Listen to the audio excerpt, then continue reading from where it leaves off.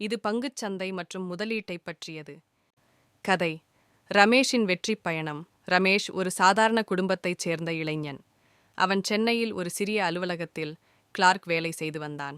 அவனது மாத வருமானம் குடும்பத்தை பராமரிக்கும் அளவுக்கு மட்டுமே இருந்தது. ஒரு நாள் அவனது நண்பர் கார்த்திக் அவனிடம் பங்குச்சந்தை பற்றி பேசினார். ரமேஷ், நீயும் முதலீடு செய்து பாரு. சிறிய தொகையில் தொடங்கலாம். நாளடைவில் பெரிய லாபம் கிடைக்கும் என்று கூறினார். ரமேஷுக்கு பங்குச்சந்தை பற்றி எதுவும் தெரியாது. ஆனால் அவன் தனது நிதி நிலையை மேம்படுத்த விரும்பினான். அவன் சிறிய தொகையை முதலீடு செய்ய தீர்மானித்தான். ஆரம்பத்தில் அவன் தவறான முடிவுகளால் சில நஷ்டங்களை சந்தித்தான். ஆனால் அவன் தளரவில்லை.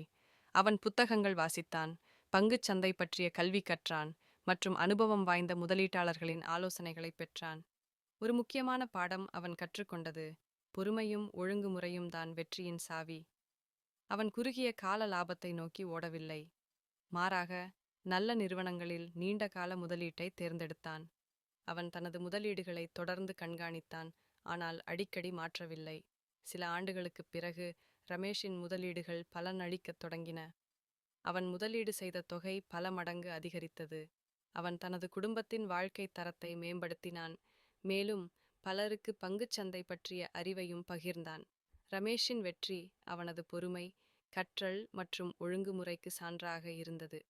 அவன் நம்பியது போல, சிறிய தொகையில் தொடங்கலாம், ஆனால் தொடர்ந்து கற்றல் மற்றும் முயற்சியுடன் முன்னேற வேண்டும். நீங்கள் கற்றுக்கொள்ளும் பாடங்கள்: பொறுமை, பங்குச் சந்தையில் வெற்றி பெற நீண்டகால முதலீடு தேவை.